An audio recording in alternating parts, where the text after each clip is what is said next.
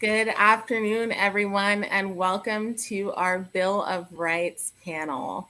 Today, so excited to be on to discuss what's the state of our rights in the state of Florida. Yesterday was Bill of Rights Day, and that actually was the 230th anniversary of the ratification of the first 10 amendments to the U.S. Constitution. So we're going to be talking about some of our rights here in Florida and how some of them have been put at risk by our governor and the state legislature. But before we get to that, I want to take a second to introduce our lovely guest today and myself. My name is Bernice. I am the regional director with For Future Florida in West Central Florida. So I am in Tampa. If you're in Hillsborough County, or Pinellas County, you are one of my neighbors. And I would love to introduce to you Nisha Rose, who comes to us from ACLU of Florida. How are you doing today, Nisha Rose? Doing well. Thank you for having us, Bernice. Awesome. Thank you so much for being on. And I'd also like to introduce Lori, who comes to us from amazing Broward for Progress. How are you today, Lori? I'm good. Thank you for inviting me today. Happy to be here with you all. Awesome. Thank you, Lori. We always love having you on. It's always a pleasure. And last but definitely not least, the man, the myth, the legend, Juan Moore. How are you doing, Juan? I am doing great. Thank you, Bernice. I am Juan Moore, the Regional Director for Future for South Florida, Broward County, Miami-Dade County, West Palm Beach. And so I'm very glad to be here. And before we get started, Bernice, this is going to be our last broadcast of the year. So I definitely wanted to recognize you, Bernice, and say this has been a brilliant and fun ride. And so it's been a pleasure. Lori, you've done maybe 10 or 20 of these with us. It's been a pleasure. Nisha, please have a blessed, happy holiday. Thank you for being here. Let's talk about what needs to be talked about. Yeah, absolutely. Let's dig into it. So want to talk about, first of all, this idea of Floridians having less rights than they did in 2020. And so when we think about the last legislative session, and some of the bills that passed, we're going to highlight two of them today. But these anti-democratic actions have really deeply impacted our important rights, such as our voting rights and our right to protest. So we're going to jump right in and talk about voting rights. So SB 90 was a bill, it's a voter suppression bill that impacts how we vote. So it takes an aim at mail-in voting. So it requires voters to provide like a state ID or the last four of a social to get a mail ballot, which was never required before. It makes it harder for folks to access ballot boxes. So for example, sometimes, especially during the pandemic, we had folks who were using secure ballot boxes to drop off their ballots and vote. And unfortunately, you can no longer just, hey, let me grab my friend's ballot and, bring a bunch of them over to the ballot box. It has to be like a close relative who does that, like an immediate family member. Additionally, it also makes it harder for our state and our local officials to actually protect voters and solve like issues that come with voters. So for example, it limits their agency's ability to actually settle lawsuits related to elections without interference from the legislature and the attorney general. So I know I just shared a lot, so I'm going to take a big pause here, and I'd love to hear from the folks who are on with us, like, how do you feel when you hear these voter suppression laws are being put into place? And what are some ideas that you have that maybe we can combat these laws? And I'll go ahead, Bernice. We're definitely disappointed to see these deliberate barriers on the freedom to vote for what seems like will impact disproportionately voters of color, voters with disabilities, elderly voters, and low-income voters. So I know at the ACLU of Florida, we're trying to educate voters about these changes, have them make a voting plan early, speak with their friends and families about voting too, so we can all try and make sure that we're still getting people out to vote, even though these attacks on the right to vote have, have happened. Mm-hmm. I'll just share that, first of all, as a parent, because that's where I center my power, if you will. As a parent, I am extremely concerned about my child and all of our children losing these rights, right? The reality is that in some states, even in my home state, a lot of people, the state will automatically mail the ballot. And some states, they have, the only way that you can cast your ballot is by mail, right? And every state is different. And what I see here in Florida is every year they're trying to make it harder and harder. I see people say, well, oh, anybody can go vote. Well, really? You've reduced the hours, the drop boxes, you've made the requirements much harder. You're not really saying everybody can vote. And the reality is we've elected these officials who should be standing up for all of us, not just a few. What is also very terrifying to me about all of this that's happening is it's slowly eroding the faith that people have in our elections, in our officials, and that to me is equally dangerous. The fact that our politicians in Tallahassee feel emboldened, so much so that they just keep taking away from everyday hardworking folks in Florida, and they have no remorse. They are completely just whatever we can do this year to get a little more of that pie and take from folks. It's just really heartbreaking as a parent to know that this year, my daughter's right to choice could be under threat.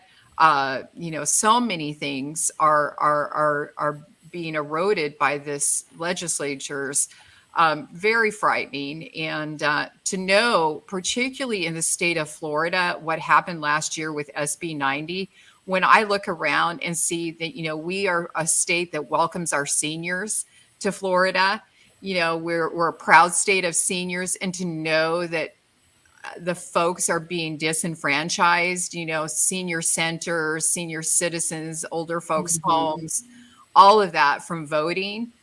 Equally for folks that maybe receive their ballot in multiple languages, for the resources to be excluded, those early voting hours, diminished, the locations reduced. They're just making it harder and harder. And I think if anybody is listening to this, I feel like as an advocate, I have a choice. I can look the other way and ignore the problems that are before me, or I can continue to be loud and call it out for what it is. This is a power grab by politicians that do not want Black and brown voters voting. They don't want new Americans voting. They want to continue to grow their power. And it really is harmful to our communities. Florida, we're better than this. We've always been better than this. Mm-hmm. We're just a little bit behind. We got to get our voter registration numbers up. We got to get people to the polls. But we are a much better state than Tallahassee is representing. And do not cower to bullies. We just can't give into this shenanigans. It's very frustrating. But my message to folks is hold them accountable. We've got to do the work, which I like what Nisha said. We absolutely have to keep getting information out there. I think that's the number one thing that we have to do is make sure folks know, guess what? You requested your vote by mail 2 years ago. You need to do it again. You need to make sure your signature is accurate, and you can do that. And if you cannot get to your polling place on election day, my goodness, you've got to get that ballot in early. In fact, I really recommend to everybody October 15th is sort of the deadline. You've got to get that ballot in. That's what I would say. Yeah, and I just want to focus on and just reiterate that it's not only a shame that these laws are in play now and have come to fruition, But it's more of a shame that we have a governor that supports these kind of antics. And I do like what Nisha said. I don't want any viewer here to be, led to the thought that this was not intentional. It is very intentional, and it is a mechanism to disenfranchise a lot of voters. And this is coming from a governor that won by 2 to 4%. And we're not going to say that came from vote by mail, but vote by mail is a large play here in Florida. So I'm calling out DeSantis right now. Like, listen, you need to be ashamed. You're on notice. And we are here for our future, Broward for Progress, the ACLU, to make sure that we have an outstanding turnout when it's time for you to run. Yeah, absolutely. I think laws like this make it so much more important that we do community education and share with folks like what's happening and what's the latest. Because so many things are changing. Like, for example, if you requested a ballot, you used to be able to request them for like a couple of elections. Now that's no longer allowed. And so as these changes happen, to be sharing with the community constantly, that's why we do conversations like this as well, to share like, hey, what's going on? What's the latest? So people know, and hopefully we can reduce some of the harm of laws like this. And empower, hopefully, some of our viewers to speak about this with your friends, your family, your neighbors, let other people in your social circles in your community know that this is something that's happening.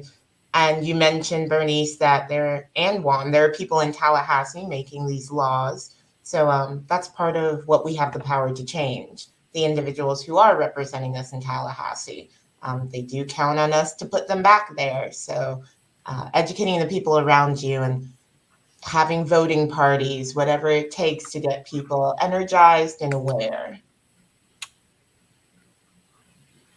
Absolutely. Cool. So I want to bring us to our next topic, which is one that I was super passionate about, which is our freedom of speech. And so HB1 is a lot. It does a lot of things. I think maybe Nisha Rose will probably explain it better than I would explain it. But let's just say it's a lot. It does a lot of things, and none of them are good. I think that's a good summary, Bernice. It definitely changed a lot of areas of law here in Florida. It broadens the definition of a riot so that, of course, law enforcement can try to apply that riot definition to almost any gathering that they don't agree with, creates new crimes like mob intimidation and cyber intimidation by publication. It protects monuments of people that maybe we don't support anymore and people that as a public we're not too enthralled to have monuments or historic objects to memorialize. And it protects those who harm protesters. It erodes home rule. But the main sentiment of the bill entirely is that it's trying to take away our public's feeling of safety and showing their discontent with their government and with the society the way it is now. Of course, we're never going to advocate for anyone to ever be violent in any way. And we believe that this bill is trying to frame protest in general as a violent action, as something that needs to be restricted further, when really we believe that people should be allowed to speak their discontent. A lot of great moments in American history happen when we show our discontent with the current status quo. And we feel this bill was an attack on our ability to do that. Yeah. Absolutely. I like to joke around with my people that this bill was definitely not made for the Capitol riots. This was made for Black Lives Matter. I'm saying that as a Black man, as a politician, as a somebody who works in advocating for my community space. I would say this is an attack on progressive thinkers. But let's be honest, we didn't see these laws come about until Black Lives Matter were protesting. Yes, there were some things that were protests were apprehended by unruly characters, if you may. But again, the same thing happened at the Capitol riots. We did not see the same enforcement that we saw against our Black and brown brothers out in the field protesting for George Floyd. Let's be honest, and let's call it out. This is an attack on people of color who want to protest, and most of the time, if not all the time, it is very peaceful. I think the message is not ready to be heard in America. Yeah, I absolutely agree with you, Juan. The fact of the matter is, and I say this for folks that don't know, my organization, Broward for Progress, has probably held more protest in the state of Florida than any other organization. We've, through the past few years, done numerous ones, from small ones to ones almost a couple thousand. And I'm very proud of the fact that we've always stressed the ability for people to use their freedom of speech, but also to make sure that people were safe and that we respected our differences. The reality is I think if we look at this law, we have to look at the lawmakers. And in no way, shape, or form do we see those lawmakers speaking out against the Capitol riots, right? But we definitely see them tweeting about the Black Lives Matter protest, right? So the intent is there already. We see their shenanigans before they even made these laws. The reality is, around the state of Florida, they keep making laws. The reality is we don't have problems. Like I said, if you had come to our protest in Broward County, or the ones that we helped down in Miami-Dade, or partners have done them in Tallahassee or Tampa, we never had any issues. And this again goes back to these lawmakers that are making frivolous laws that we don't need. The reality is those problems do not exist in the state of Florida, that they're making up things, just like they're making up all these voter suppression bills about all these problems that don't exist. We do fine with vote by mail. We do fine. In fact, we just saw, the reality is they just arrested or are going to arrest 3 Republicans in Central Florida for voting a few times. So the reality is there is not fraud in Florida, except for, I would submit, at the governor's mansion. Yeah, what's interesting to me about the law, and Nisha Rose talked about it a little bit, was about the protections against people who harm protesters. And something that we had a huge issue here with Tampa was people being run over by people, folks coming out of nowhere and running people over during protests. It's something that I personally witnessed and had a friend who got run over during a protest and carried off on the vehicle. It was the most insane thing I've seen in real life. And there are protections for these people now under this law. Yeah, isn't that scary to think that we're going to have to see a fatality? I mean, that's just terrifying. It's absolutely terrifying that we are at a place where fascism is right in front of us. It's on our front doorstep. And folks need to really take seriously, we can be the change. We can affect change. We can remove these wayward politicians, and we have to, because the choice is we're going to continue to spiral out of control as a society. I'm not about to quit fighting. My job as a mom, and I've said this before here, is to feed, clothe, shelter, love, and educate my child. But I also have a job as an American mom, and that's to make sure she has every right and privilege that I had, and even more, and make sure that those around her, everyone in our community, has that same liberty and justice for all, not for some, not for only white old people, for everyone. We all need that, every single one of us. So the fact of the matter is this is really, I'm hopeful, because I am seeing movement, engagement by folks paying attention to what is happening. But for folks that are sort of, I can't make a difference, you absolutely can, and you should.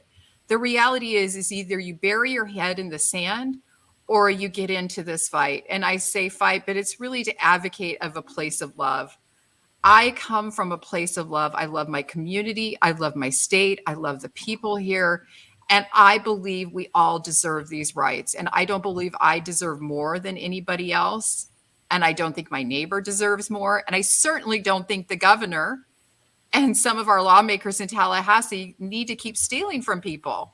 They're literally swiping away our livelihoods. And then taking credit sometimes for what the Biden administration has done. It's just shenanigans. We have to do better. We can do better. I know we're better than this, Florida. We're absolutely better than this. When I think that we came within 0.5% of electing the most progressive, beautiful Black man in Andrew Gillum, think about the millions of lives that would have been saved, the thousands of lives that would have been saved, and the difference and direction that our state would be in.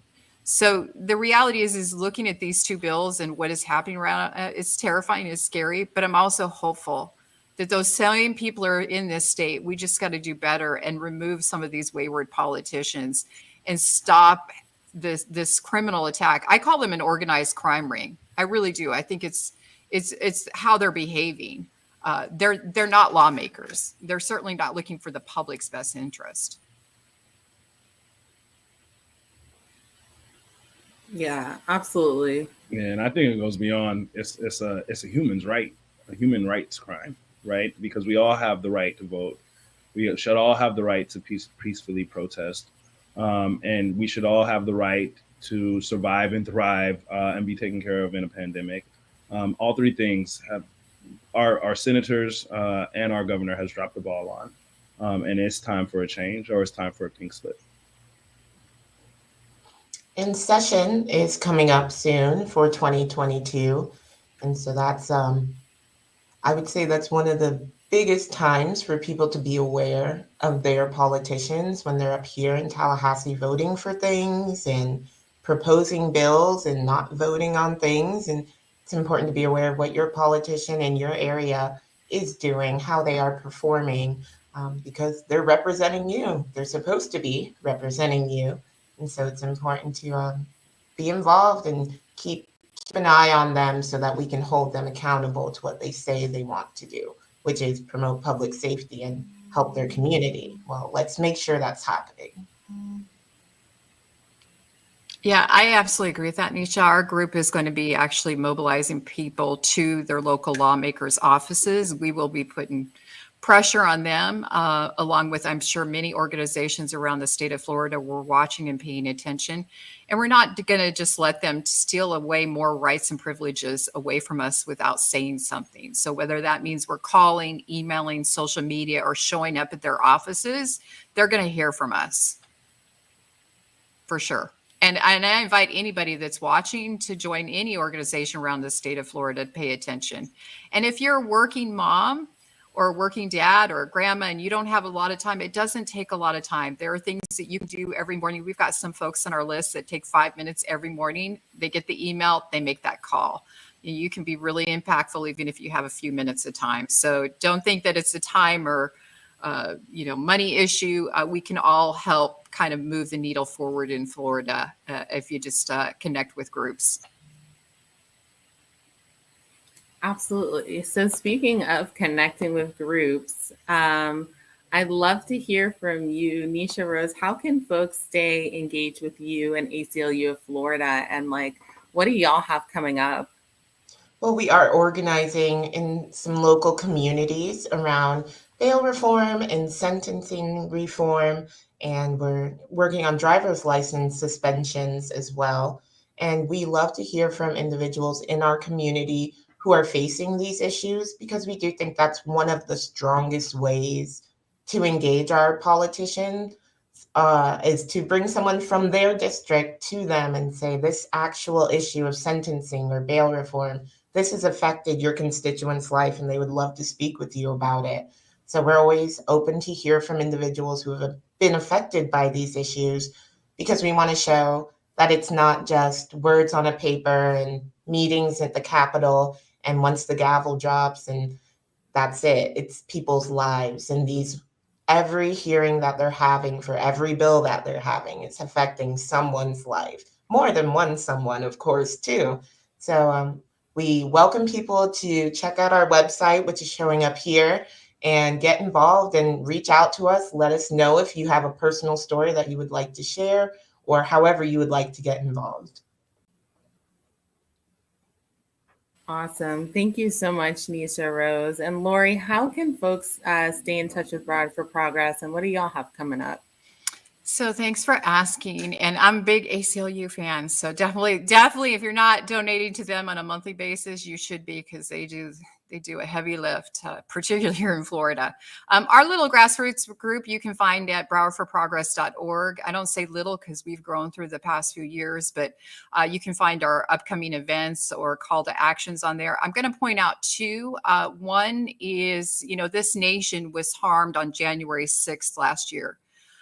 The insurrection at the Capitol left a deep pain in all of our hearts, and we're going to change that narrative around the country. So there are candlelight vigils popping up all over around the country, and I'll drop the link in. So I invite folks. We will be hosting one in Fort Lauderdale. Invite you to come out for a candlelight vigil for democracy. The second event that I'm going to highlight is, Martin Luther King Jr.'s Day of Service is coming up next month. And the King family has declared that there can not be a day of celebration when this democracy is under threat. And so I'm going to include a website link, Deliver for Voting Rights. This is a national call to action from any organization or anybody that believes in the legacy of the King family and the fight for civil rights in this country. So I'll drop that in. Our group will be supporting that here in Florida as well as nationwide, trying to get the message out. I believe now they've got over 50 national organizations that are in there. So I'll put that link in. But definitely keep an eye out for both of those, the January 6th vigil, as well as the Martin Luther King Jr. Day of Action. And I just want to, again, thank For Our Future. I think you guys are also doing a heavy lift. I know talking progressive in Florida, it's hard. I get that. This is a tough state, but I'm happy to be in the room with all of you and be in this fight. So thank you. Awesome. Thanks so much, Lori. And to stay in touch with For Our Future, I actually included our email addresses on here so that I'm Bernice. Yes, I happen to be, I think, the only Bernice at For Our Future. So that gets to be my email address. So I'm Bernice at forourfuture.org, and Juan is jmoore at forourfuture.org. We're available. Would love to connect with y'all if you have any questions about the discussion or just want to talk about how to get engaged locally in your community. If you're in our areas, definitely we can support you, or across the state. And our next event is actually, our last event is actually tonight. We're having a volunteer social. And so we'd love to invite you all. We'll drop the link in there for you. We'd love to invite you all to come out and join us and do some trivia on Build Back Better and the holidays. Laura, you and Nisha can definitely come too. Absolutely. Y'all are invited for sure. Thank you. And if you'd like to stay in touch with For Our Future, you can go to forflorida.us/Facebook groups and join one of our local Facebook groups where we post all of our events, news articles, petitions, calls to action, all in one space so we can stay connected with y'all. So I'd like to finish this off, first of all, by thanking our incredible guests. Thank you so much, Nisha Rose and Lori, for joining us. We really appreciate you and definitely hope to have you guys back in the new year as well. Thank you for having us. Absolutely. Thank you. Guys. And I just wanted to say, hopefully, going into 2022 and beyond, there will be no more Rick, no more Rubio, no more Ron, and no more Rona. And so happy holidays, happy New Year's to everybody. It has been a blast this year. Let's keep it going in this progressive space, and we will see you soon. Thank you so much, everyone. Have a great day. Later, Gators. Thank you.